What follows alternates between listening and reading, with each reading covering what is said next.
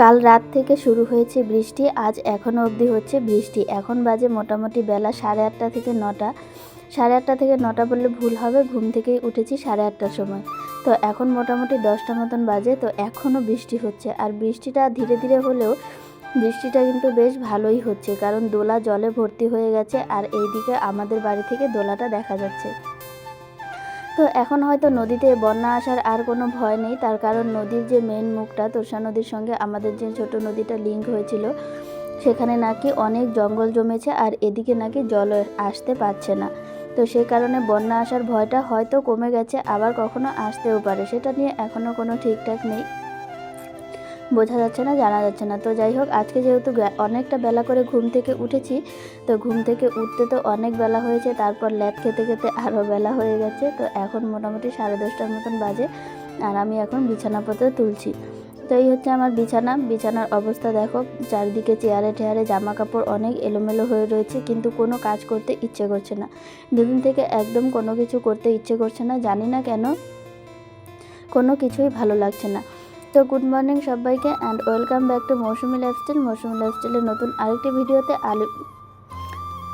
তোমাদের সকলকে স্বাগত জানাই। তো আলিপুরদুয়ারের চট্টগ্রাম জলদাপাড়া থেকে আমি ভিডিওটা করছি। তো দেখো, কথা বলতে বলতে প্রায় বিছানা তোলা আমার হয়ে গেল। মশারি তো রোজ দিন আমি এখন ভাঁজ করে খুলে রাখি।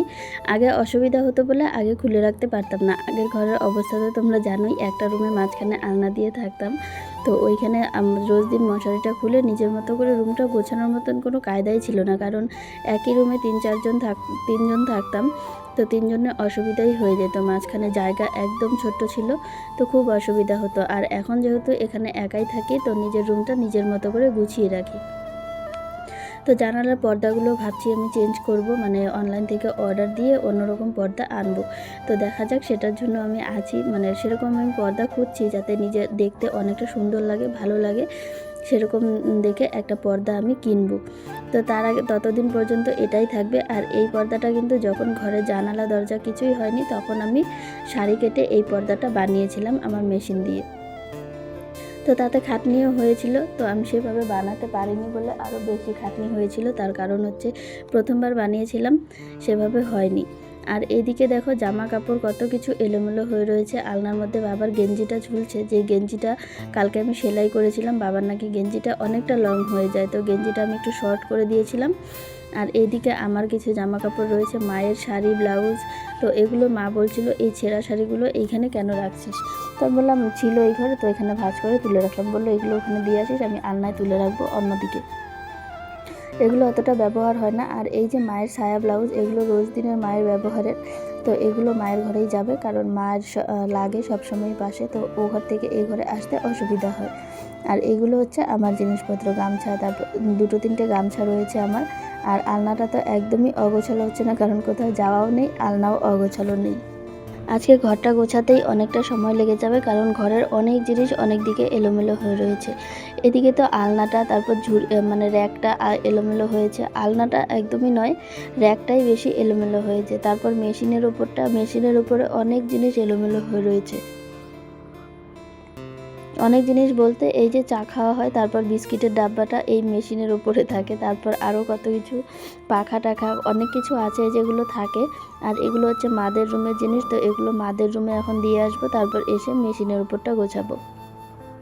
আর এই হচ্ছে মেশিনের উপরে দেখো, এই যে কি বলে, জলের বোতল দুটো, একটা আমার আর একটা সকালবেলা ওরা জল খেয়ে এখানে রেখেছে বোতলটা। আর এইদিকে মেশিনটাতে আমি তোয়ালে দিয়ে ঢেকেই রাখি। আর এখানে ওষুধের একটা খামও রয়েছে, সঙ্গে আমার একটা ক্লিপও রয়েছে, যেটা আমি সকালবেলা খুলে রেখেছিলাম। আর কাঁচি যেহেতু দুটো রয়েছে, তো কাঁচি দুটোই ব্যবহারের জন্য লাগে, একটা বেশি ভারী, একটা আবার হালকা। তো ভারীটাও আমি ব্যবহার করি, যখন হাতে লেগে যায় তখন আবার হালকাটা দিয়ে কাজ করি। তো মেশিনটা মোছার জন্য অন্য কিছু পাচ্ছিলাম না, তো এই তোয়ালাটা দিয়েই মুছে দিলাম, কারণ তোয়ালাটা আবার 2 দিন পরে আমি ধুয়ে দেবো। তো ভাবলাম যে এটা দিয়েই মুছে দিই, এক পাশ দিয়ে মুছে দিলে অন্য পাশ দিয়ে ঢেকে দিলে একদম পরিষ্কার দেখা যাবে। আর এই যে পাটিটা রয়েছে মেশিনের নিচে, এই পাটিটা কিন্তু মা কালকে রাত্রে এখানে পেতে শুয়েছিল। তো পাটিটা কাল রাতে এখানে পেতে শুয়েছিল বলে পাটিটা এখানেই রেখেছিল। তো আমি অন্যদিকে রাখতে যাচ্ছি, তো মা বলছে এখানেই রেখে দে। তো আমি এই ঘরেই রাখলাম, এই সাইডটাতেই রেখে দিলাম, কারণ আজকে সন্ধ্যাবেলা আবার পেতে শোবে, সেজন্য এখানেই ছিল। আর এই যে ঘর তো গোছানো হয়েই গেল মোটামুটি সবগুলো জিনিস। আর এই যে ঘরটা ঝাড়ু দিয়ে পরিষ্কার করতে হবে। এই আলনার নিচগুলোয় এত যে ধুলোবালি কোথার থেকে হয় আমি সেটাই বুঝতে পারি না, প্রচণ্ড ধুলোবালি হয়। আর এই যে এই টুলটার পেছন দিকটাতেও অনেক ধুলোবালি, তেমনই বিছানার চৌকির নিচটাতেও অনেক ধুলোবালি রয়েছে। এগুলো সব ঝাড়ু দিয়ে বের করতে হবে। যতই ঝাড়ু দিই না কেন ততই ধুলোবালি বের হয় আর একদম বিরক্তিকর লাগে। এখন বলছি সবাইকে ম্যাট পাতার জন্য, ঘরে টাইলস লাগাতে যেহেতু একটু লেট হবে সে কারণে একটু ম্যাট পাতার কথাই বলছি। তো দেখা যাক কি করে। ম্যাট পাতার কথা তো অনেক দিন থেকেই বলছি, কানে তো আর কেউ নিচ্ছে না। এদিকে যতদূর যা হয়, তো মেশিনের নিচ, মেশিনের পেছন এই দিকটায় অনেক নোংরা রয়েছে, সব কিছু গোছগাছ করছি। আর এদিকে বাজারেও গিয়েছিলাম, গিয়ে ব্লাউজে কাটার জন্য সমস্ত কিছুই নিয়ে এসেছি, কিন্তু এখনও কোনো কিছু কাটিং করছি না। এতটা অসুবিধা পড়ে যাচ্ছে যে কোনো কিছু কাটিং করতে খুব বিরক্তিকর লাগছে। এখন কাটিং করার ইচ্ছেই করছে না। আর এত গরম, এই গরমে কোনো কিছু কাটিং নিয়ে বসলে খুব অসুবিধা হয়। এদিকে ফ্যান চালালে কাপড়গুলো উড়ে যায়, আবার ওইদিকে ফ্যান না চালালে গরমে ঘেমে নিয়ে একসাথ হয়ে যায়। তো দেখো আমি ঘরটা ঝাড়ু দিয়ে একদম ফ্রেশ হয়ে বসলাম একটু আসনটা সেলাই করতে। এই আসনটা আমি দিদির জন্য বানিয়েছিলাম। তো দিদি তো অনেক দিন হলো, 1 বছর হয়েই গেল এই আসনটা আমি শুরু করেছিলাম। প্রায় 1 বছরের কাছাকাছি আসনটা শুরু করার পর আমি দিদিকে বলেছিলাম আসনটা তুই নিয়ে যাস, কিন্তু আসনটা আমি কমপ্লিটই করতে পারছি না। ওকে বলেছিলাম তুই নিয়ে যা, নিয়ে গিয়ে শুধু ভরবি সুতোটা দিয়ে, তাহলেই হয়ে যাবে। ও বলছে যে আমি পারবো না, আমার চোখের ব্যথা।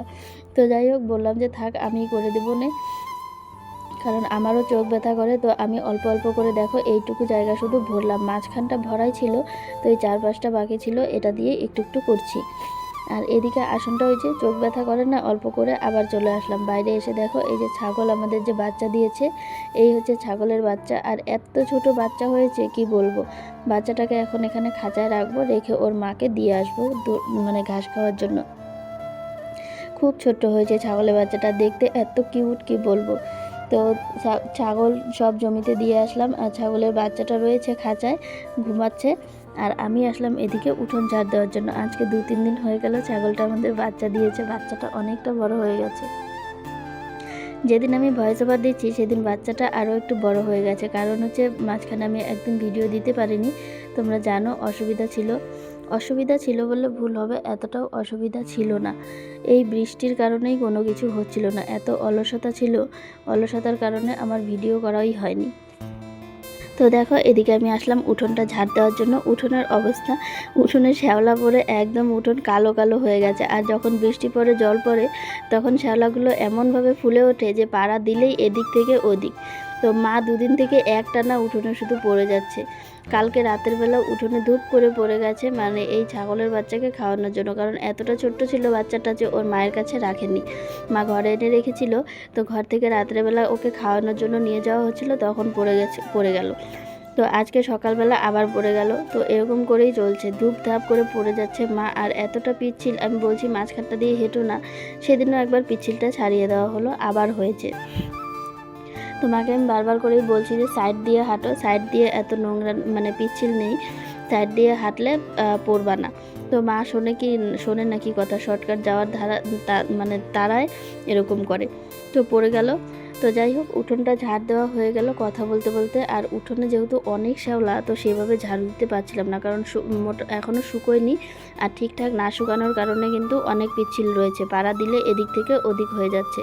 তো ঝাড়ু দেওয়া কমপ্লিট করে আমি বিকেলবেলা স্নান টান করে তারপর ঘরে চলে এসেছি।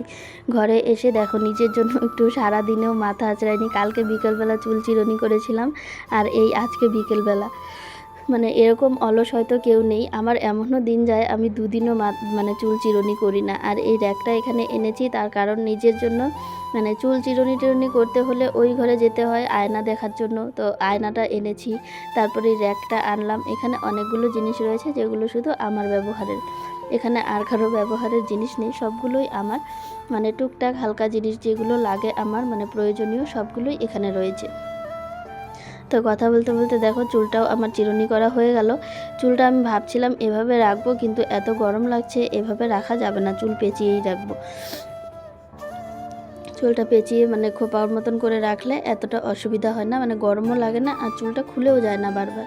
তো এইভাবে পেঁচানোটা আমি নতুন করেই শিখেছি, বেশ কতদিন হয়েছে শিখেছি। তো চুল বাঁধা হয়ে গেছে, এখন একটু ক্রিম ট্রিম লাগাবো, দেখা যাক। সারাদিনে তো এখন ক্রিমের ধারে কাছেও আমি যাই না, এত গরম লাগে। আর এদিকে মায়ের সঙ্গে কথা বলছিলাম, কি নিয়ে যেন একটা, এখানে যেন কি একটা ছিল, সেটাই মাকে বলছিলাম, এই যে এখানে রয়েছে। তো আর এই যে আমার ফেভারিট পার্ট টিপ পরা।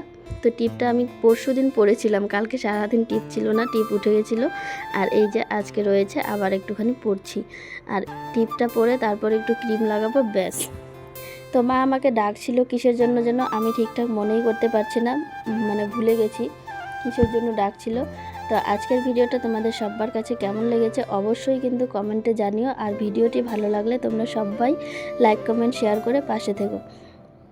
তো আজকে এই যে ক্রিম ট্রিম লাগিয়ে সব কিছু কমপ্লিট করলাম। আর এই যে হাত দিয়ে সব কিছু নিয়ে নিজের গায়ে মোছা একটা অভ্যেসে পরিণত হয়ে গেছে। আর এদিকে আমি ভ্রুটা দেখছিলাম, আমার ভ্রুটা একজন কেটে মানে ছোট করে দিয়েছিল ভ্রু প্লাক করার সময়। তো টাটা সবাইকে, দেখা হচ্ছে পরের ভিডিওতে। আজকের মতন সবাইকে টাটা।